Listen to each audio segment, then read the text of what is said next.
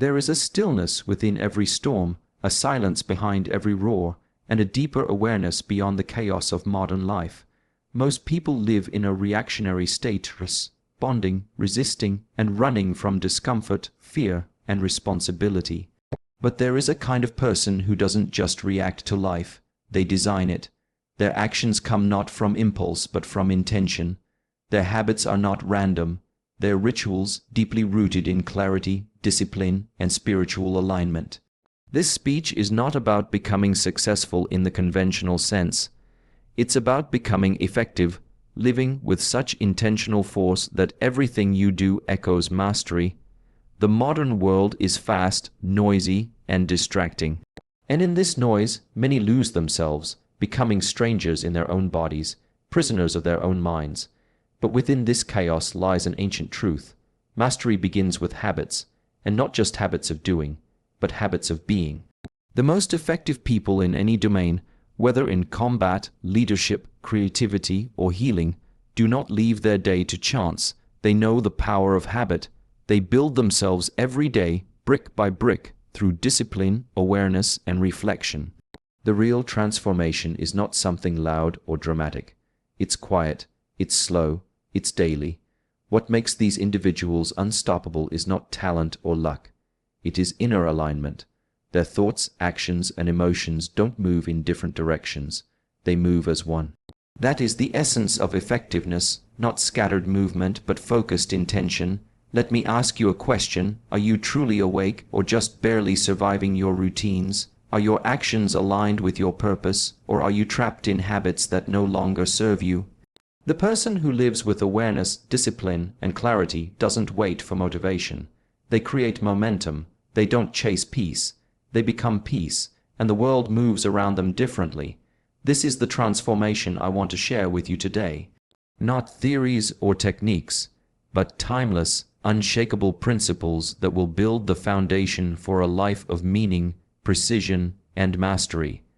The 7 habits we explore here are not external fixes, but internal transformations. Each habit is a stone on the path to becoming not just effective, but unstoppable. The journey toward effectiveness is not about ticking boxes. It's not about hacks, shortcuts, or surface-level changes. It's about alignment. True power does not come from controlling others or achieving more. It comes from mastering yourself. Imagine a life where your mind no longer betrays you with doubt, where your body doesn't resist you with laziness, where your emotions don't sabotage your direction. That life is not a fantasy. It is a possibility if you are willing to walk the path of discipline and inner work. Most people want results without rituals. They want strength without struggle. They want focus without sacrifice. But the truth is this: greatness is always on the other side of discomfort, and highly effective individuals do not run from discomfort, they lean into it. They understand that every habit they cultivate is a brick in the temple of their potential. Let us not confuse movement with progress. You can be busy and still be lost. You can be active and still be ineffective. The real question is not how much you're doing, but how deeply your actions are connected to your values. Effectiveness is not a technique, it's a lifestyle. It is forged in the early hours of the morning, when the world sleeps and you rise. It is shaped in the quiet decisions you make when no one is watching. It is reflected in how you breathe, how you walk, how you treat others, and how you treat yourself. This world doesn't need more noise. It needs people who live like tuning forks of clarity, resonating with precision, not confusion. People who enter a room and bring presence. People who make decisions not from fear, but from awareness. These are the truly effective ones, not because they dominate, but because they integrate. Not because they control, but because they embody. The 7 habits you've heard today are not just philosophies, they are tools. But tools are useless unless used. Start with one. Begin where you are. Build momentum not through motivation but through repetition. The mind will resist, the body will ache, the world will distract. But stay the path, because every drop of effort compounds, every small step adds up. There's a version of you that exists beyond distraction, doubt, and delay. But to meet that version, you must shed the habits that made you ordinary. and replace them with the ones that make you legendary. You don't need more time. You need more presence. You don't need more motivation. You need more discipline. You don't need more approval. You need more clarity. And if you commit to these 7 habits, you will not just live, you will lead. You will not just succeed, you will transcend. The most effective life is not about doing more, it's about becoming more. And that journey begins now. Before a single movement is made in the outer world, before a single task is undertaken, before a step is taken toward any goal, the battle is already won or lost, within the mind. The most effective people in the world understand one thing. If the mind is unfocused, the action is flawed. If the mind is chaotic, the results will be unstable. You can build a house on sand, or you can build it on rock, and the mind is the foundation. Train it first. It's tempting to jump into action, to chase results, to stay busy, to move fast. The world rewards speed, noise, and momentum, but speed without clarity is chaos. Momentum without direction is destruction. This is why the first step on the path to mastery, to true effectiveness, is inner alignment. Before the body can follow, the mind must lead. The untrained mind is like an untamed animal. It runs wild, reacts to threats, gets distracted by noise, and burns energy on pointless loops. Thoughts pull you in every direction. What if I fail? What if they judge me? What if I'm not good enough? What if I never get there? And with every what if, your actions lose power. Your focus gets diluted. You start solving problems that don't even exist, imagining fears that haven't happened, and delaying action because of doubts born in a restless mind. That's why effective individuals, true warriors of discipline, start not with doing but with being. Before they touch a tool, they center their thoughts. Before they speak, they clarify their intention. Before they move, they breathe. This is not laziness, it's intelligence. They don't waste motion. They don't scatter energy. Their power comes from stillness, and from that stillness, precision is born. A sword that is swung with rage misses its mark, but a sword swung with presence and clarity strikes without hesitation. The same is true with your daily life. If your actions are rushed and your mind is distracted, everything becomes noise. You make decisions out of urgency, not wisdom. You speak to be heard, not to connect. You work to escape anxiety, not to create excellence. This is the trap most people fall into, doing more while being less. To train the mind means to own your attention. You choose where your thoughts go.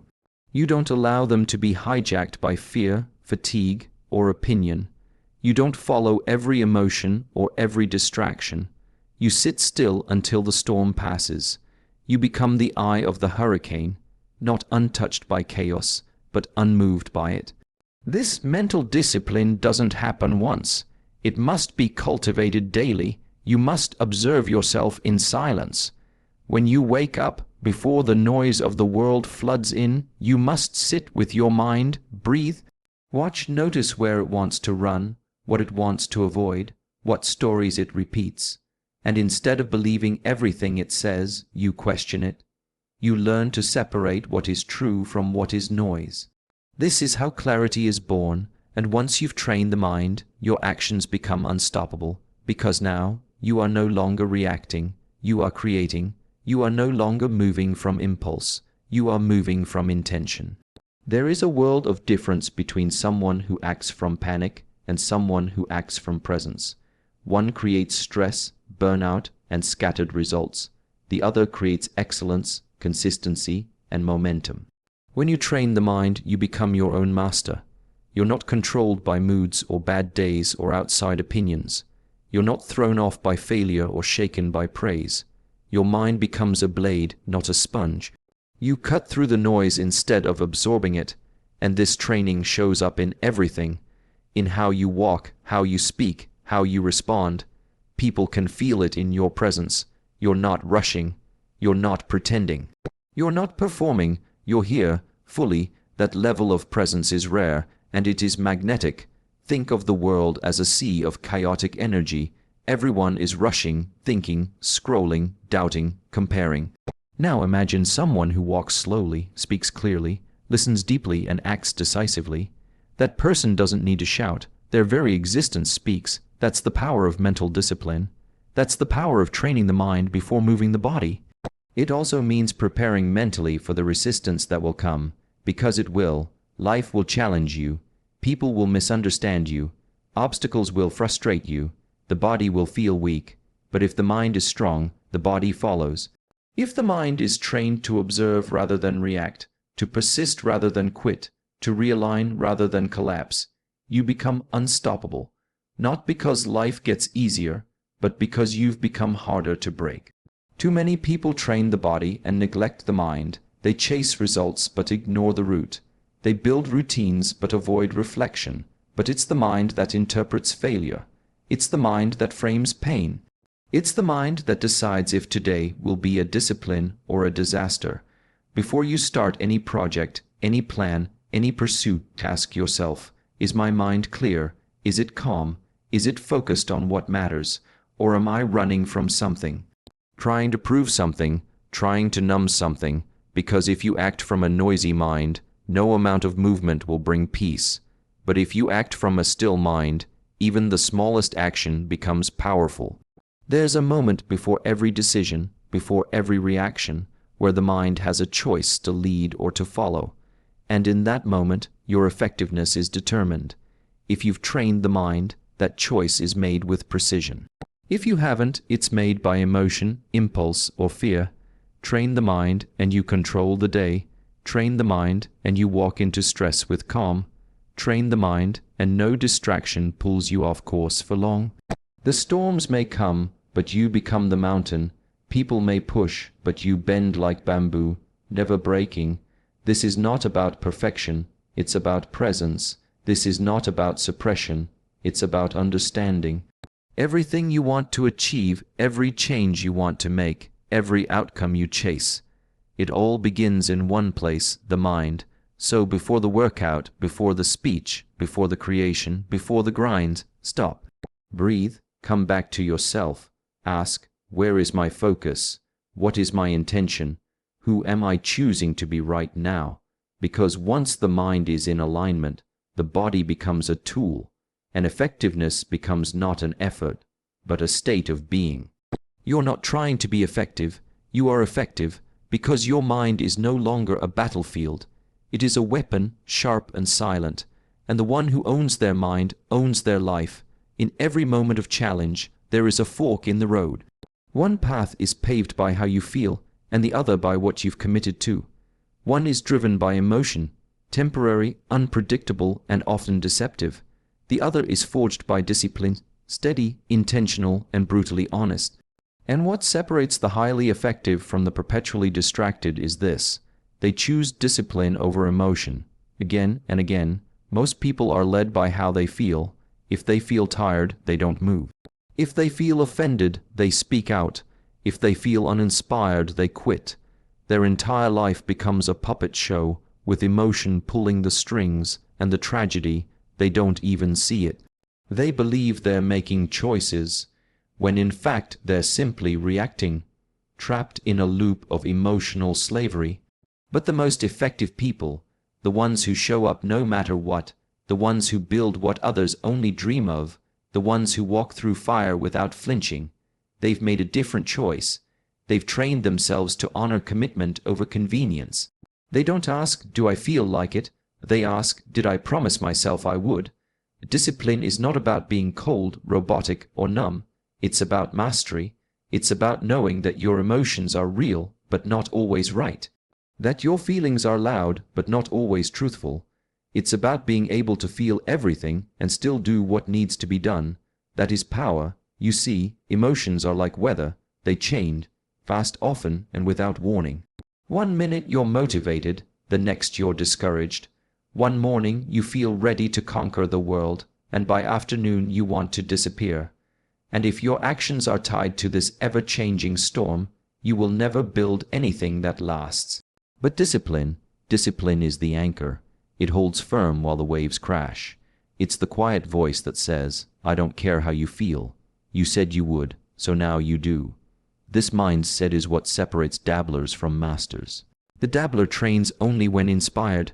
The master trains because it's Tuesday. The dabbler works hard when life is smooth.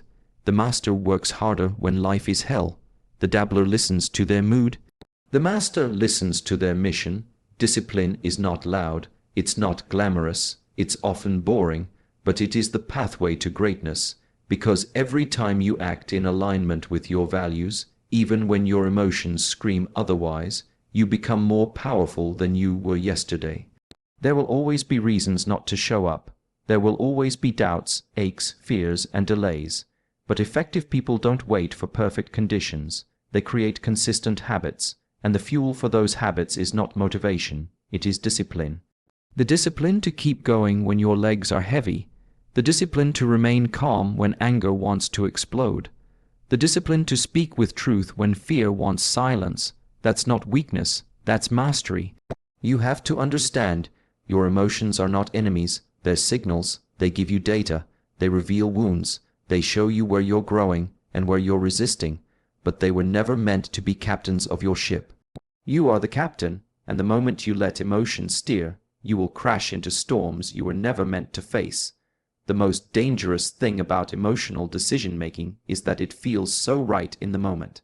Skipping a workout because you're tired makes perfect sense, until it becomes a pattern. Lashing out because someone offended you feels justified, until it destroys your peace. Quitting because you're discouraged feels relieving, until regret creeps in later. Emotion seduces you with comfort now and steals progress later. Discipline sacrifices comfort now and gives freedom later. The real warrior, the truly effective individual, is not the one who never feels emotion. It's the one who can hold emotion in one hand and still follow through with the other. Who can carry doubt, pain, fatigue, and frustration, and still keep their word to themselves. That is rare, that is sacred, and that is who you must become if you want to live with purpose rather than passivity. You won't always feel strong, but you can always choose strong actions. You won't always feel motivated, but you can still move. You won't always feel clear, but you can still take the next step. This is what discipline teaches you, that you are bigger than your mood, stronger than your excuses, and capable of so much more than your mind tells you when it's afraid. Every act of discipline is a vote for the future you want.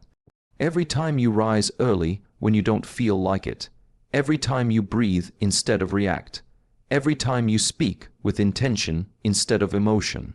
Every time you choose training over scrolling, reading over escaping, truth over comfort, you are casting a vote for the person you were born to be, and over time those votes add up and that person emerges, not by accident but by force of will.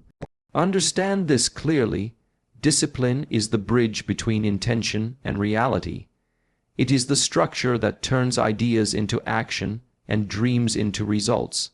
You can read all the books, make all the plans, speak all the affirmations, but without discipline, nothing will move.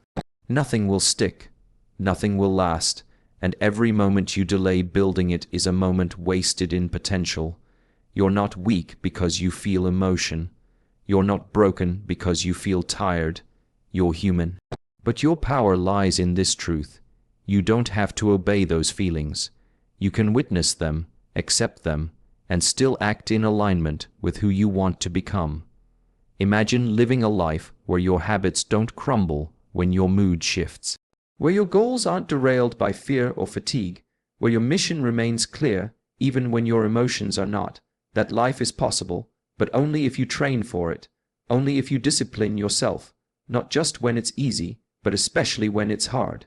You won't always feel ready, but you can always choose to rise. You won't always feel capable, but you can always choose to try, and eventually discipline will become your default, not because life got easier, but because you got stronger.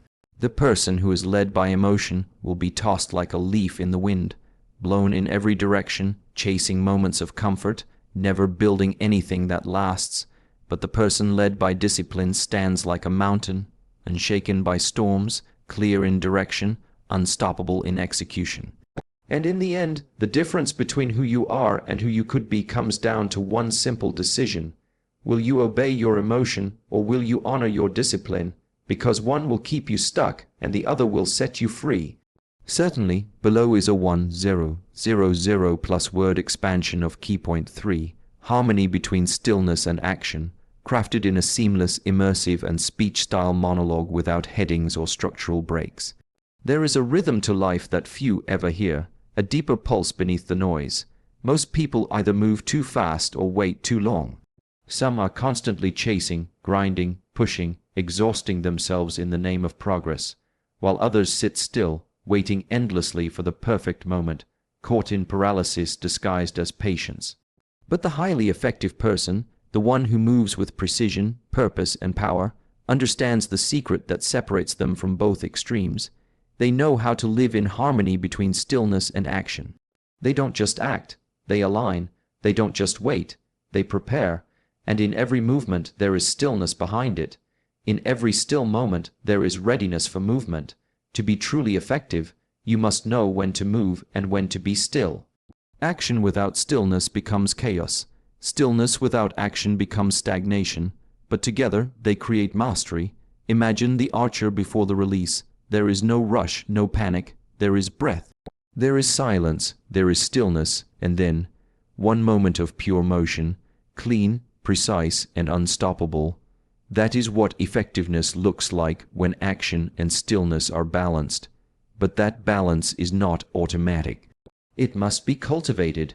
We live in a world that worships hustle and movement. Do more, go faster, be everywhere, show up constantly.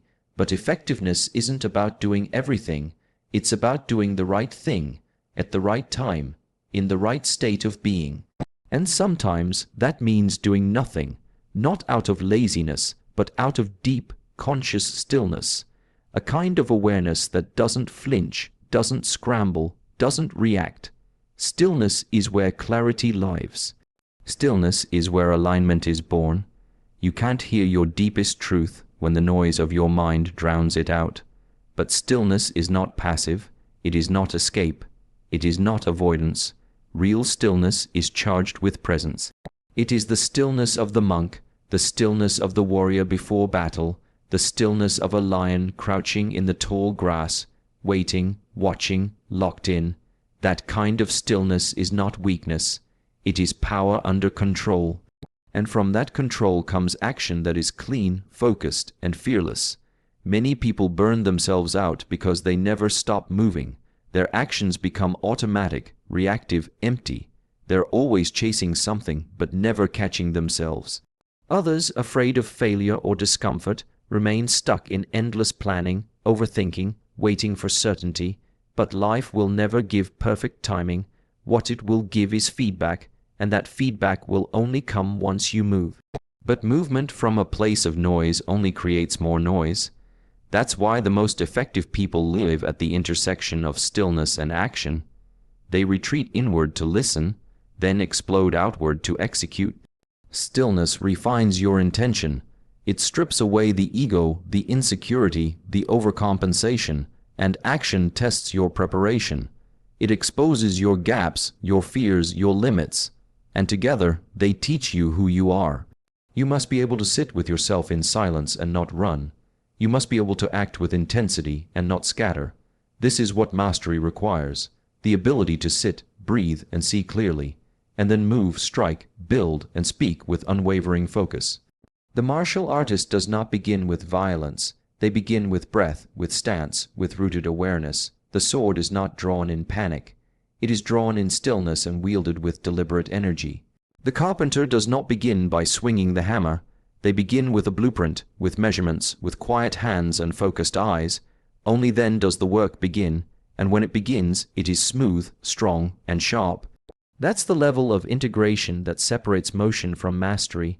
You must stop glorifying speed. Fast is not always better. In fact, it's often a disguise for fear. The need to rush, to move without pause, to act without thought, usually comes from a discomfort with silence. An anxiety that something bad will happen if you stop moving, but nothing grows without stillness. The seed must sit in the dark before it sprouts. The body must rest between workouts to grow stronger. The mind must slow down to think clearly. Even the ocean, as powerful as it is, finds peace in its depths. Your power is no different. Stillness is not idleness, it is active awareness, and when you master it, you can sit in the middle of chaos and see through it. You can watch your emotions rise and not flinch. You can feel the tension in your body and not react. You can hear criticism and stay rooted, because you are no longer just moving through life, you are living inside of it. Present, awake, intentional, then, when action is required, you move with force, not because you're chasing something, but because you're aligned with something deeper. Your actions are no longer driven by fear or desperation. They are led by clarity, discipline, and purpose. That is the action that builds kingdoms. That is the action that turns intention into reality.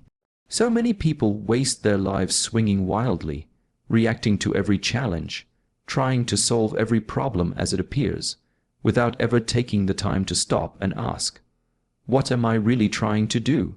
What truly matters here? That pause, those few seconds of stillness, can save you years of wasted motion, but to take that pause requires strength, the strength to be still when your instincts scream to react, the strength to say, not yet, and listen deeper. Effectiveness isn't about how much you move, it's about how aligned your movement is with truth, and that alignment is only found in stillness. Without it, your action is just noise. With it, your action becomes music, deliberate, rhythmic, and deeply powerful. The most powerful people are not always the loudest, they're not always the fastest or the most visible, but they carry a stillness within them that is undeniable. You can feel it, they don't need to convince you, they are conviction, and when they act, they move the world, not with panic, not with noise, but with precision, because behind every action is a foundation of stillness so deep it cannot be shaken. This is what you must train, the ability to stop, breathe, and see clearly, and then, when the time is right, to move without hesitation. That is the harmony, not overthinking, not rushing, but acting with presence. Resting with awareness, living with rhythm. You are not here to be a machine. You are not here to be a spectator. You are here to move with meaning, to be the bridge between chaos and calm, between fire and silence, between thought and execution. So listen carefully to the world around you and the world within. Find your stillness, move from that place, and you will not just be effective, you will be unstoppable.